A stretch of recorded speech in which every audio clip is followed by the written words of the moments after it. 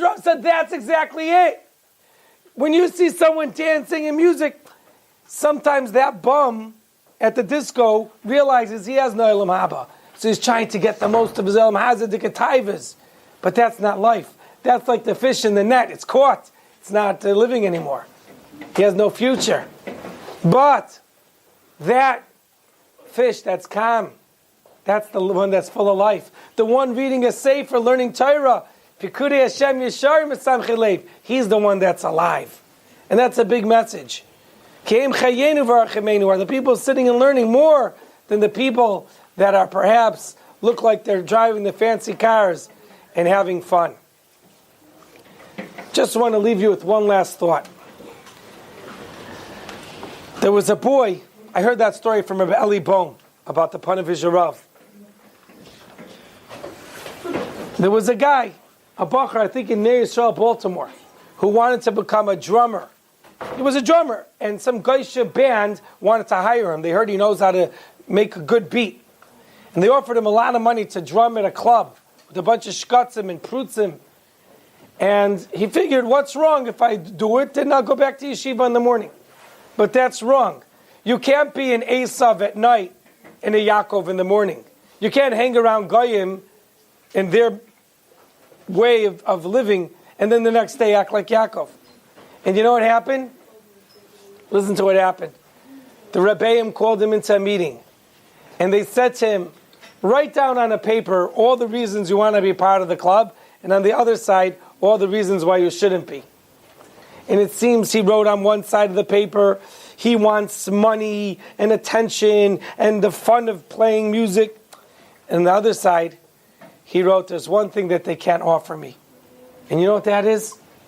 Eternity. They can't offer me forever in Olam Haba and Gan Eden with the Eibishter. That they can't offer me. Maybe a little Olam Hazeh. But in life, we have to always think about eternity. I want to do things that will give me Olam Haba, not just Olam Hazeh. And I want to end with this last thought.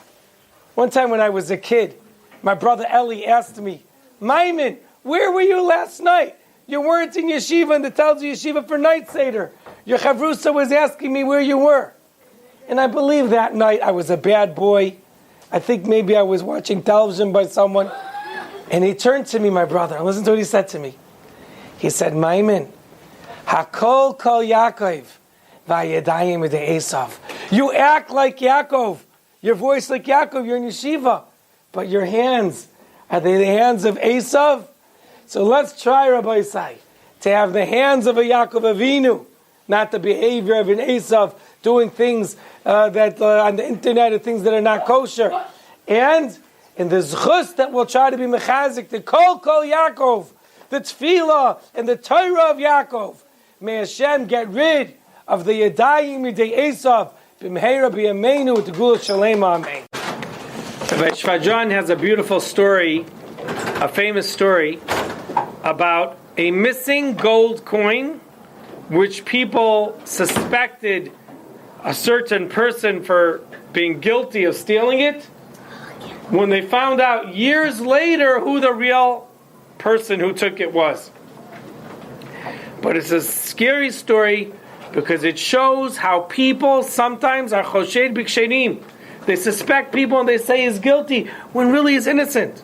And sometimes people, they judge others not favorably, but they judge them as mean, selfish, guilty people when really they're nice, innocent, gentle people.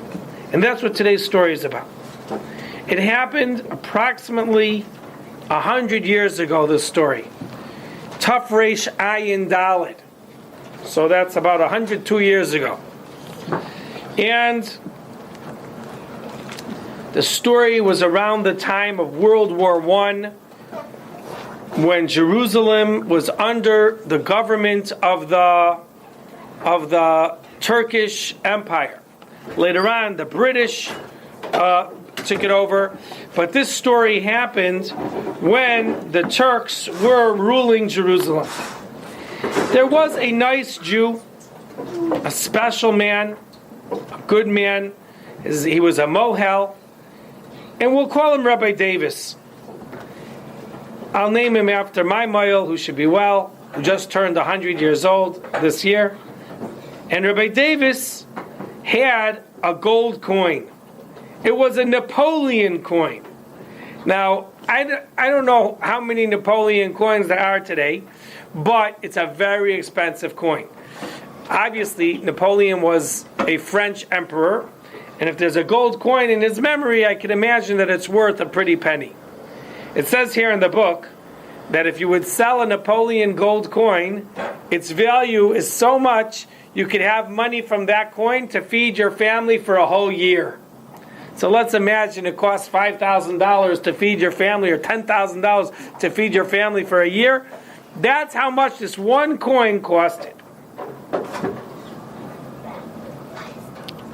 So what happened was, it was a difficult time for the Jews living in Jerusalem. It was a very painful time for the Jews living there, and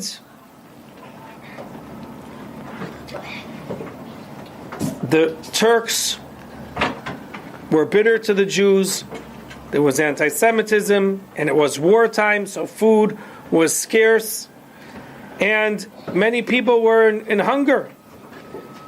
And this Moel, Rabbi Davis, had his gold Napoleon coin, I guess, as his little savings account, as his golden egg to wait one day, maybe I'll cash it in. So it was worth a fortune, and people were hungry, and not too many people had such a coin. Not too many people had any coins. It was a very schwer time for people to live at that time. And how did he get this coin? I don't know. It's a mystery. I'll just guess that maybe he did a Brit Milah for a rich man and the man gave him a gold coin. I don't know. Maybe he found it.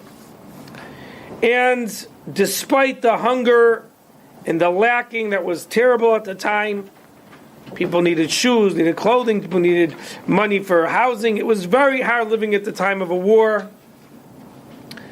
But there were some people that had money, and money helps people get things they need. Sometimes a person needs money for a housekeeper, just to make sure the house is clean. There's many expenses in life. And the Arabs would sell whatever they had for money.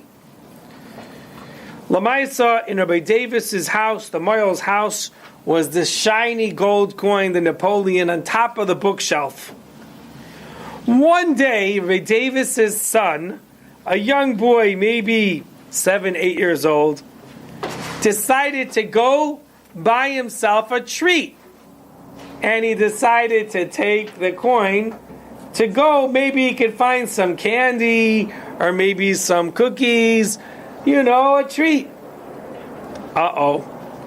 He should have known better. You don't touch your father's money. This week, a ganav stole my wife's credit cards from the car. She left a person in the car and somehow it got stolen. But she said, Baruch Hashem, they left my license and my insurance cards for the kids. So I told my wife, Baruch Hashem, the ganav was a mensch. That's an oxymoron. If he's a mensch, he's not stealing people's credit cards. But I like saying things with a sense of humor. So I said, that ganav was a mensch. He left her license. But anyway, that boy should have known better. You don't go into your father's wallet. You don't take money from your mother's purse. Don't be a naughty child. And you know what happened? The little boy was hungry, and he didn't know the difference between one type of coin and another type of coin. He just knew that with coins, you buy candy. Like every little kid's dream, to get a whole quarter so you can put it in the bubble gum machine and crank it up and watch that gumball go all the way around into my stomach, and then in my stomach goes around in my intestines. So the little boy took the gold Napoleon coin. I'm sure if his mother would have seen that, her hair would have stood up. I'm sure if the father would have seen that, he would have jumped out of his shoes to stop him. But no one was watching him, except the Borei Olam who watches us always. Hashem tests us every day.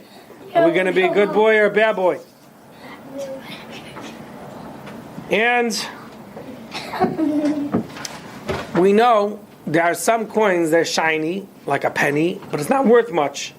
So the boy didn't know the difference between a chirlach, which was a certain type of coin that was like a lira or a shekel, but it was a very insignificant coin. He didn't know the difference between that and a Napoleon. So he went to the storekeeper to buy himself a sukariya, which is a candy, or maybe garinim lipitzuach, maybe some sunflower seeds. Israelis like to crack it open and eat the seeds.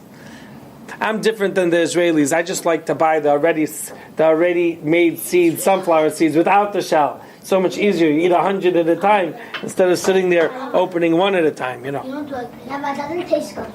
Tastes great. It's my favorite snack. So it turns out the boy stretched out his hand, took the coin, and he went to the store. By the way, just yesterday in Cheder, one of my students was after school looking around. He said he had a gold coin from his parents that he brought to school, and he doesn't know where it is. Just yesterday. I was like, his name is Avi Friedman. I said, I hope you find it. I said, I hope no one stole it. But anyway, the boy went to the store to buy something. Lamaisa, the father came back. I guess he was in yeshiva learning Torah, in the Beit HaMidrash, learning shtaging, or maybe in the Beit HaKnesset praying, or maybe he was trying to find a job to make parnasah, to feed his family. And when the father came home, he noticed that on top of the bookshelf, the shining star that used to be there, the golden coin, was missing. He called his wife. Cyril, did you see the coin that was on top of the bookshelf? Maybe she knows where it is. Please stop shaking my desk. You'll have to move back a little. All right, I feel that this.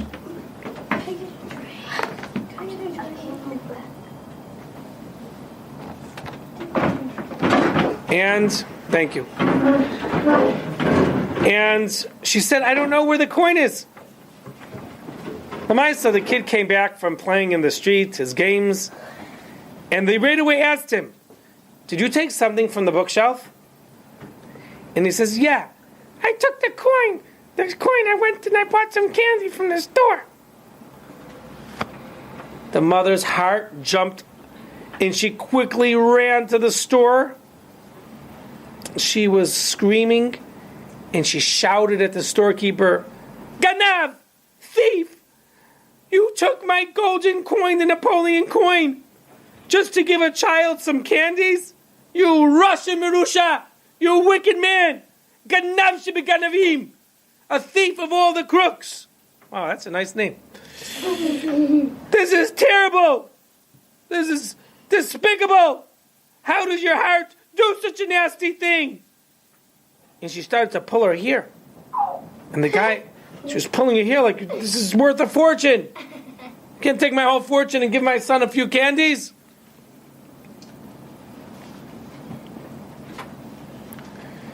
So the man said, what are you talking about? A whole Napoleon? She says, that's it. I only had one Napoleon. My father, he brought it home one day.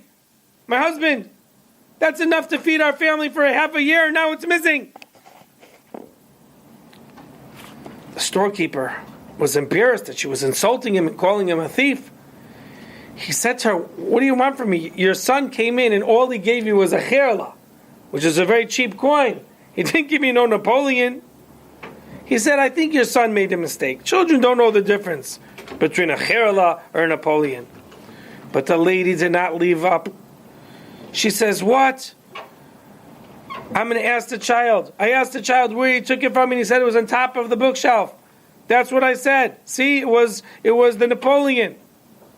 She now called him, you shakran, you liar. Boy, she gave him a lot of names that day. Some people, they really know how to insult. They know how to say such sharp words. Their mouth is like a knife, stabbing. By the way, you should never feel bad if someone insults you. You know why? You should always say,